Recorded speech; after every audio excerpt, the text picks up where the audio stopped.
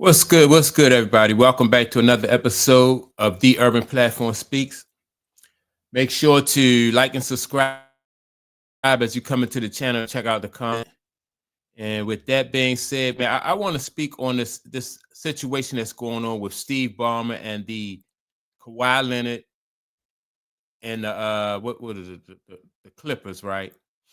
And the situation where they try to pay. Well, the allegations are that they tried to pay Kawhi with a no show job. And my thing about this whole situation with that is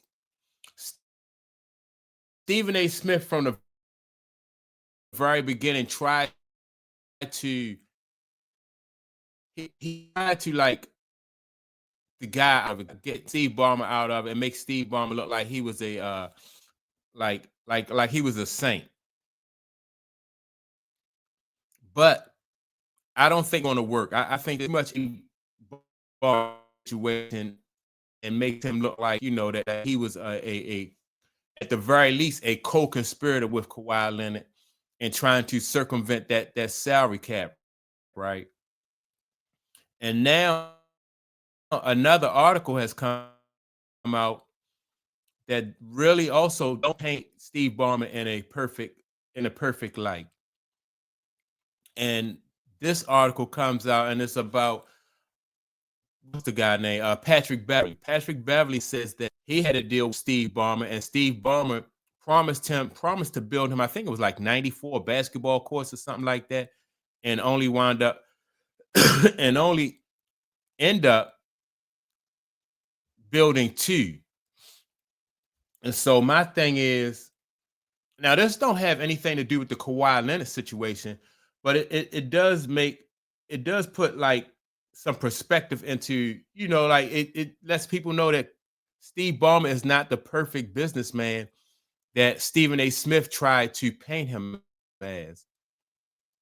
Right. And so I'm going to go over a little bit of this story right here. It says Steve Ballmer promised Patrick Beverley 94 courts in LA, only built two. Right. Now it says, let me see. They say all publicity is good publicity, but Los Angeles Clippers owner is certainly going to disagree. The former Microsoft CEO found himself in heaps of controversy following the alleged Kawhi Leonard scandal. If that wasn't enough, more reports have resurfaced of the faulty dealings he has had since uh, taking over the Clippers. And see, that's the thing. When Stephen A. Smith come out and he make all these all these claims that Steve Ballmer is a church saint and all this other stuff, that really, in my opinion, it hurts Stephen A. Smith's his credibility, which I'm thinking that Stephen A. Smith probably is not even worried about his credit. At this point, he don't even probably care about his credibility because he's trying to perform for a certain audience, right? And the people that disagree with with Stephen A. Smith or will call Stephen A. Smith out, he don't even really care about those people's opinions anyway.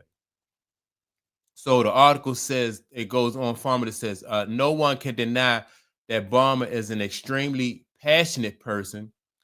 Fans can find the eccentric owner courtside jumping and screaming all throughout the Clippers game. It doesn't matter if they are playing the Los Angeles Lakers or the Washington Wizards. The passion has, however, filled in his off-court dealings, such as contract negotiations, right? So this article is just basically letting you know that Steve Ballmer wants to win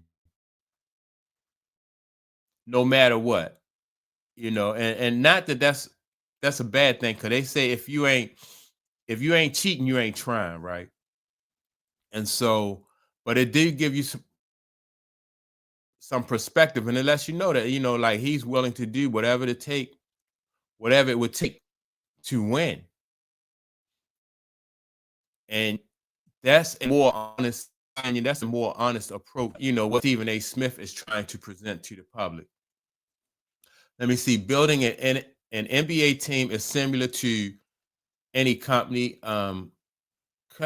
Camaraderie is very important aspect for any championship contender or business. Ballmer looked to promise.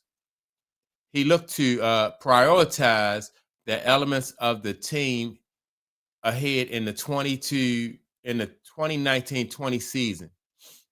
In that same offseason, the Clippers landed Paul George and Kawhi Leonard, the heart and the soul of the team.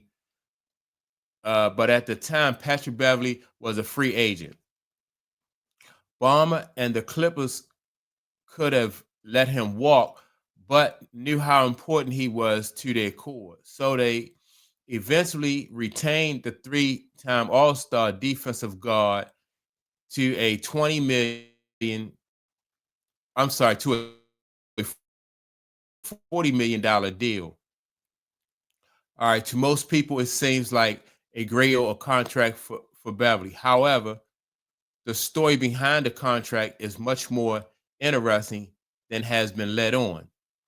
Let me see. So let me see. And it goes on to say, let me see. Beverley was, okay. I got a 3-year, $50 million from Sacramento, said Beverley. And on a podcast in the 2024, let me see. But I wanted to stay with the Clippers. Let me see. I took 3 years, 40 million from the Clippers. Steve Ballmer goes like with that, and I'm going to give you 94 basketball courts. You could have chosen to put all around all around LA. So what happened was Kawhi Leonard took less money up front with the agreement. The side deal was that Steve Ballmer, Los Angeles. And the article also goes on further to say that Steve Ballmer didn't build all 94 courts like he said he was going to build. He wound up only building 2 basketball courts. And that was part of the reason why Kawhi Leonard stayed, is because he was going to be doing something for the community with the help of Steve Ballmer. And Steve Ballmer built the courts. To cut a side deal with Patrick Beverley, it's just, that just lets you know that it's possible that he could have done the same thing with Kawhi Leonard and tried to circumvent that salary cap. Like Kawhi Leonard probably wasn't interested in building no courts around Los Angeles or anywhere else. Kawhi Leonard just wanted his money. Is probably what the situation was with Kawhi Leonard. So when Stephen A. Smith comes out of Steve Ballmer like he's a saint, I think that that doesn't help. I mean, people just not really buying into that. Basically, they not buying into it. Let me see if I can get this thing to act right. Come on.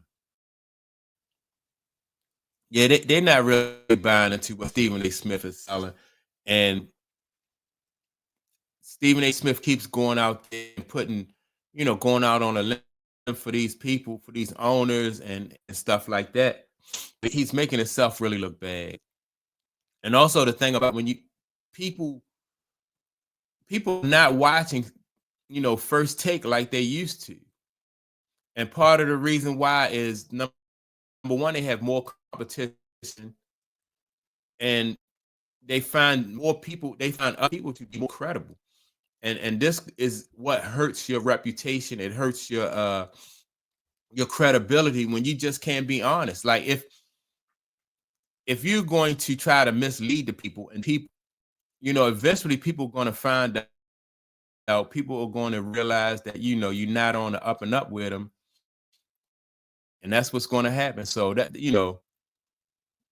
personally, in my opinion, that's just Smith get when he tried to do these shenanigans and try to make it look like Steve Ballmer or any other owner. Anytime he always siding with Jerry Jones. He side with the guy the guy that, I think he hit his wife he was in a bar, and what's the guy who, Dana something. He's an MMA, he owns the MMA league. He's a president or the owner of that MMA league, right? But yeah, man, Stephen A. Smith, just another example of him just trying to really keep and mislead the public for somebody who he think is I don't know what he think this guy is. But if it turns out that Steve Ballmer and Kawhi Leonard broke some rules, then I think both of them should really pay the price, not just Kawhi Leonard. And all of these articles that are coming out right now is just letting people know that Steve Ballmer is, he's human just like everybody else, unlike what Stephen A. Smith would want people to believe. But that's my take on it. Y'all make sure to like and subscribe to the channel. Also, don't forget to leave a comment, and I will check you out in the next video. Peace.